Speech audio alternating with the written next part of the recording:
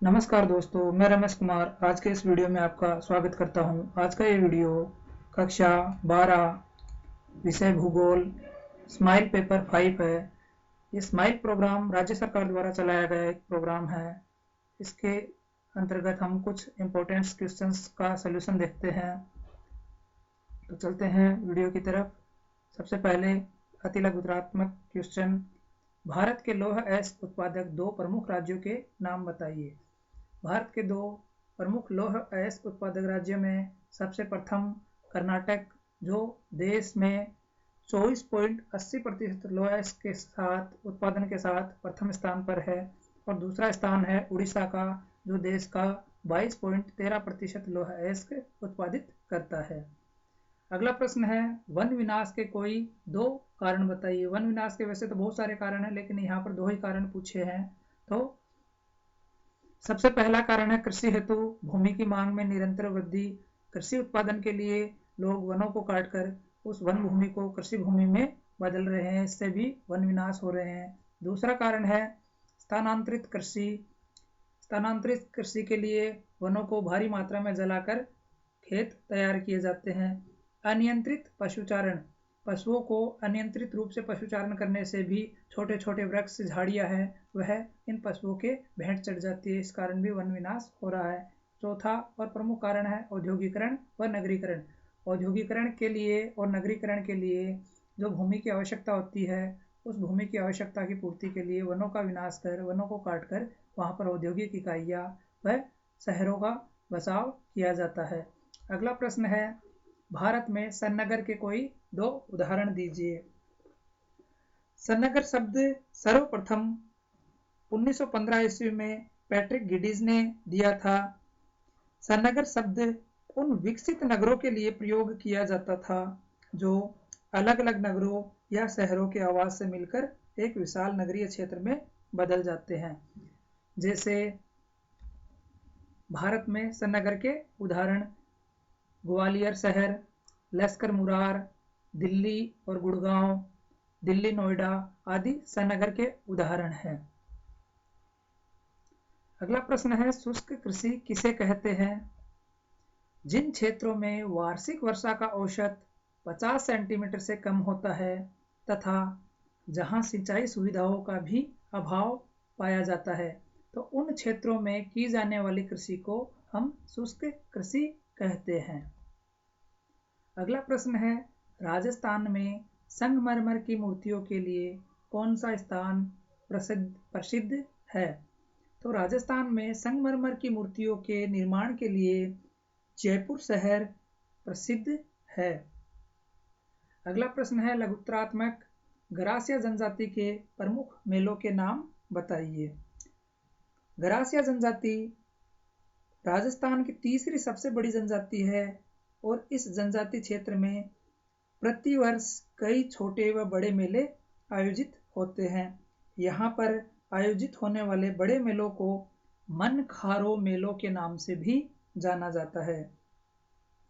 इस गरासिया जनजाति के प्रमुख मेले इस प्रकार है, अंबाजी के पास लगने वाला कोटेश्वर मेला, दूसरा है देवला के पास भरने वाला चेतर विचेतर मेला, तथा तीसरा मेला है बैसाख माह की कृष्ण पंचमी को आयोजित होने वाला गोगुंदा में गणगौर का मेला। अगला प्रश्न है, राजस्थान में खनिजों का संरक्षण क्यों आवश्यक है। खनिज एक प्राकृतिक संपदा है तथा लाखों वर्षों की प्रक्रिया से ये खनिजों का निर्माण होता है। राजस्थान में अनियंत्रित व अनियोजित तरीके से खनिजों का दोहन हो रहा है, इससे इनके समाप्त होने की प्रक्रिया प्रारंभ हो गई है।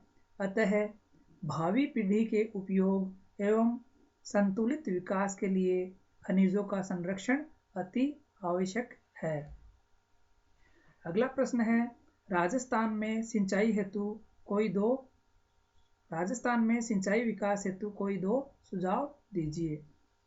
सबसे पहला सुझाव है फव्वारा सिंचाई व बूंद बूंद सिंचाई विधियों का उपयोग कर जल की बचत करनी चाहिए।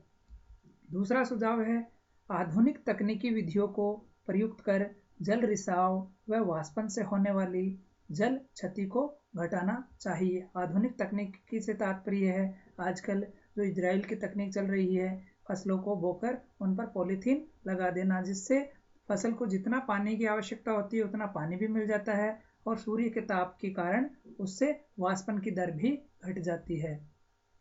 तीसरा सुझाव है भूजल एवं सतही जल का मिला जुला उपयोग होना चाहिए।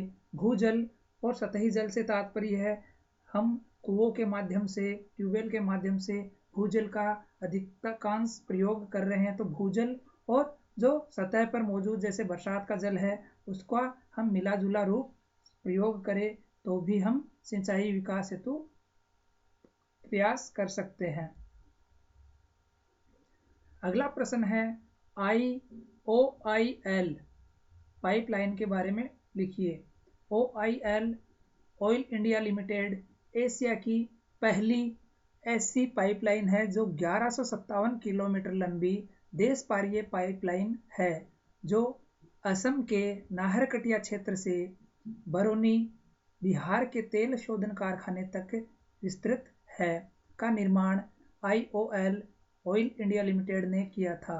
इसे 1966 में कानपुर तक विस्तारित कर दिया है। अगला प्रश्न है निबंधात्मक प्रश्न, राजस्थान में कुटीर उद्योगों का विस्तार से वर्णन कीजिए। यह निबंधात्मक प्रश्न है, काफ़ी बड़ा है, तो इसका PDF में वर्णन किया गया है। आप डिस्क्रिप्शन में जाकर लिंक से PDF डाउनलोड कर सकते हो। हम शॉर्ट टाइप में इसके कुछ पॉइंट्स देख लेते हैं। कुटीर उद्योग का अर्थ, कुटीर उद्योग वे उद्योग है जिनका एक ही परिवार के सदस्यों द्वारा पूर्ण रूप से अथवा आंशिक रूप से संचालन किया जाता है, अर्थात परिवार के सदस्य मिलकर पूर्ण रूप से या कुछ अन्य सदस्यों या अन्य लोगों के द्वारा इनका संचालन किया जाता है। कुटीर उद्योगों में कुशल कारीगरों द्वारा कम पूंजी एवं अधिक कुशलता से अपने हाथों के माध्यम से वस्तुओं का निर्माण किया जाता है। कुटीर उद्योगों में मशीनों का प्रयोग बहुत ही कम मात्रा में किया जाता है। अधिकांश इनके द्वारा बने हुए उत्पाद हाथों से ही बनते हैं। कुटीर उद्योगों का वर्गीकरण, कुटीर उद्योगों का मुख्य रूप से 4 भागों में वर्गीकरण कर अध्ययन किया जाता है, जैसे कृषि आधारित कुटीर उद्योग, खनिजों पर आधारित कुटीर उद्योग, पशु संपदा पर आधारित कुटीर उद्योग और वनोपज पर आधारित कुटीर उद्योग।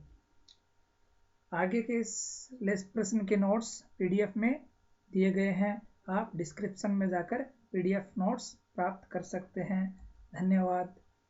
अगर आज का ये वीडियो आपको पसंद आया हो तो लाइक, शेयर और सब्सक्राइब करना ना भूलें। धन्यवाद।